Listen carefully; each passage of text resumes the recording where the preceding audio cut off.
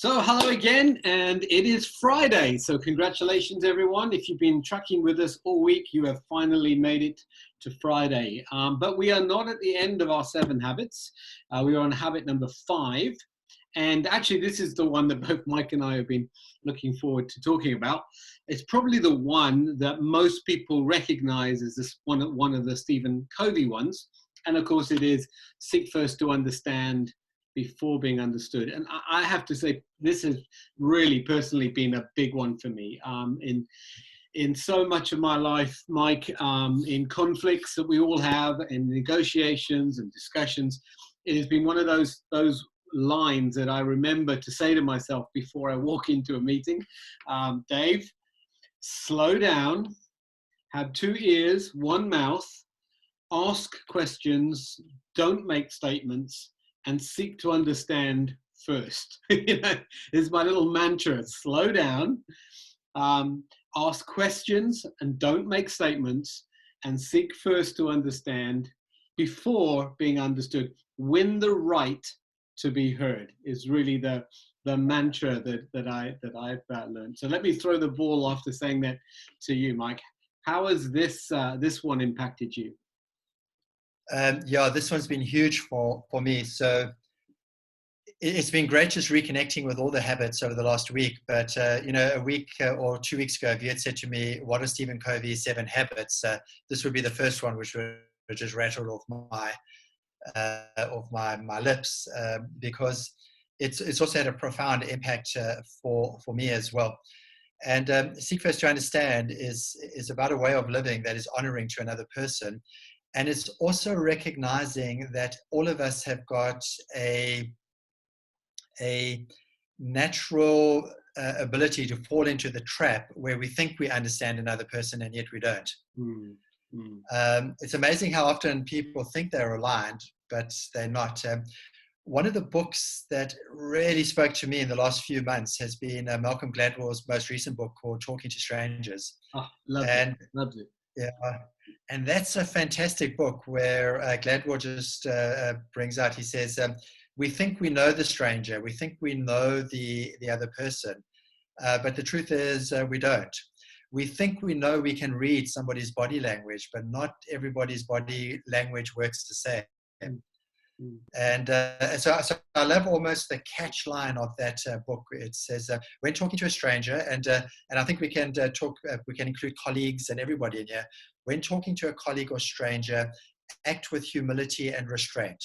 I love that. You think you get them, but you don't. Yeah. I love it. I think this is one of the keys right here is the word humility. The whole thing about a relationship, certainly good relationships, are based on the fact that, I'm not coming in with my ego leading. I'm coming in humbly, a relationship, intimacy. I love the word intimacy. Let me bring that in, even when we're talking this. Intimacy is into me, he or she sees. I love that breaking of that word. You can't have intimacy unless you take the facade away. And nakedness and intimacy are interlinked, because nakedness talks about humility. There you are standing, no clothes on, you're very humble, right? Some more humble than others, perhaps. But as you come into any relationship, you have to have humility, because it's the root to all of the relational things that we so desire. Intimacy, friendship, connectivity, understanding, all of those are built and based on the foundation of humility. And so to seek first to understand is to put the other person as more important than yourself for a period of time. It's not to make yourself less important, but to say, you right now speaking are more important. You are the agenda. You are the thing I want to seek understanding of. I think also we've got to be careful that we don't make this just a method, another method, but genuinely to have interest in someone. And I think people can pick up when you're humoring them, you're in the room and you just go, yeah. But when you are genuinely interested in them, your body language is engaged, you're actively listening. I think that is when you really start to understand. It's not seek first to hear, it's seek first to understand. And I think there's a big difference between listening to words and understanding, because usually, I say this often, what's the question behind the question? Because that's really the understanding. I've said a lot there, but maybe you want to comment on that. Yeah, I think your point about it's not about seek first to listen, but to truly, truly understand. And how many of us feel understood? Mm. You think about in a place of work, how many people would put their hand up and say, yes, my manager, my boss, my colleagues understand me. They've actually taken the time to know me. I sometimes, when I start a workshop, ask a couple of really, really simple questions. But one of the questions is where you're from. And it's amazing how people can actually have worked together for many, many years, but they actually don't even have the simple understanding of where another person's from. Or another great question is, what makes you come alive? Oh, brilliant. And all too often you hear people sort of say this, when I come through the front doors of work, I actually have to leave part of me outside because people haven't taken the time to understand. Now, I've seen the real benefits, Dave, that, you know, when you just, like you said, it's got to be with good intent, but you just notice. So for me, understanding's got two key things. It's got, or maybe it's more than two key things, but one is asking good questions for the purpose of understanding. But the second one is simply noticing. Noticing a person's demeanor, noticing a person's posture and stuff like that. So imagine you're about to go into a meeting and the person walks in and straight away they look at their watch. If you pick up on that and notice and then understand, and it could just be something like this, I notice you're under pressure at the moment. Right. Do you still have time for me? Now, it's quite a bold and brave statement to make. Yeah. But it's amazing that by just saying that statement, a person can sort of go, yeah, I am under pressure, but no, I do have time for you. Yeah. Simply because you notice. They may not have even noticed that they're tapping their watch. They're subconsciously feeling under the pressure, and you noticing it is actually giving them the chance to speak up. You know what else I loved about what you were saying there is the whole thing of rapport building. It's something that we don't understand. We're in such a rush to have a conversation.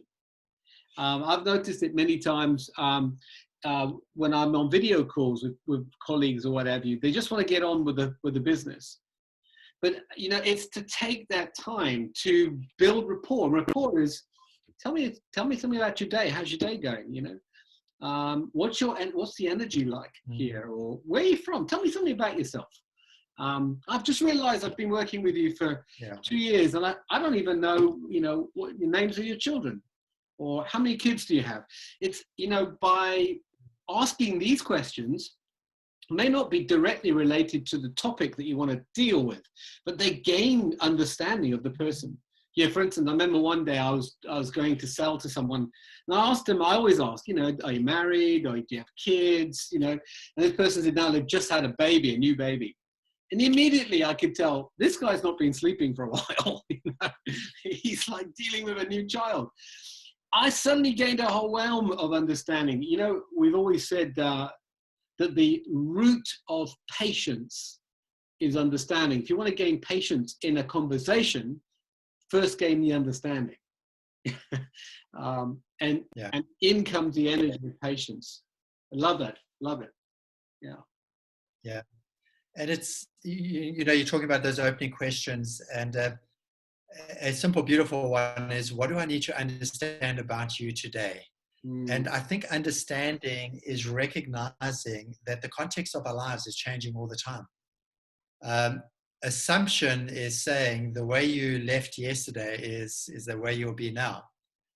Seek first to understand is recognizes that, hey, the way you were yesterday, Dave, is not necessarily what's going on in your life today.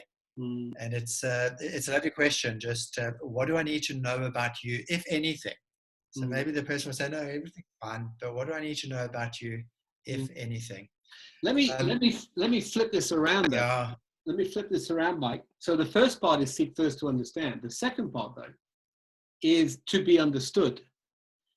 And I think it's also important that we communicate in such a way that people can understand us, that we don't just give them the surface stuff, but we actually allow them to understand and see everything that we're bringing, you know, whether it's an argument or whether it's a discussion or whether we're bringing. Its onus is on us to communicate clearly so the other person can understand us. Would you agree? Yeah, absolutely. So there's a beautiful line which says, lower your seat of power, but increase your seat of influence. So if you're watching somebody... Say that again. Say that again. That's very good. So sometimes we need to lower our seat of power so that we can increase our seat of influence. Okay. So take, say you're the boss, and you've got the right to say to people, this is what we're going to do. You've got the authority to push it through. But people are always going to be saying it's the boss's idea, it's his idea, and if it goes wrong, they will blame you. Lowering your seat of power would be, hey guys, what are your thoughts here? But guess what? When you do talk, people are willing to be understood by you now as well. You know, so like you said, that second part. I find it, you know, we've all experienced this. You're walking along the street and somebody comes to you and they are going to try and change your life by telling you their beliefs, you know, sort of evangelism and those sorts of things. The problem is often this: I might listen to you, but you haven't taken a moment to understand me. You may be just immediately telling me what's wrong with my life or what it is that I need to do. Most of us, I would probably say all of us, don't respond to that. Even if we go yes, inside we're going no. So to increase your influence, to be understood, do the work of first understanding them, and then probably the person will say, and what are your thoughts? Yes, exactly. I mean, it's the old adage, isn't it? When you meet someone, don't talk about yourself. Ask questions about them. I mean, Dale Carnegie's been talking about this right when he started his book, How to Win Friends and Influence People. He basically had the same thing, you know, ask questions of others, you know, don't talk about yourselves. Because ultimately people do want to explain what they feel. They do want to share their problems. People do want you to understand what's going on. Remember what we've always said in so many of our podcasts. Empathy is what everyone wants. Everyone wants to feel empathy and be empathized with. We want to feel connected. And, you know, if we can take time to build those connections together through empathy, unpacking, understanding, listening, then most problems will be solved easily and most sale contracts will be done. And I think people would generally want to be around you, you know. Yeah. And what a better world it would be if all of us, whether you're skilled in empathy or not, I realize that some personality traits are more stronger in empathy than others, but it's something that we definitely all need to dial up and say, I need to understand my neighbor. I need to understand the other political party. I need to understand the other argument. Yes. What a better world we'd be in. Absolutely. Yeah. Absolutely. Yeah. Fabulous, Mike. Well, I hope you're going to have a long weekend. Now, a quick advert here. We've had a number of people say they would love to ask some questions, pose some questions, some of the things we said. So I'm gonna look at putting together a webcast, a live webcast, so that people can dial in and then they can throw questions at us and we can see if we can answer them. So if you are listening to this, go to More Than Just Business. It's a Facebook page, More Than Just Business.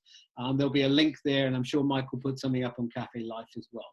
And you can click on that and register for a webcast that we'll put on over the next week or so, and we can host some of your questions.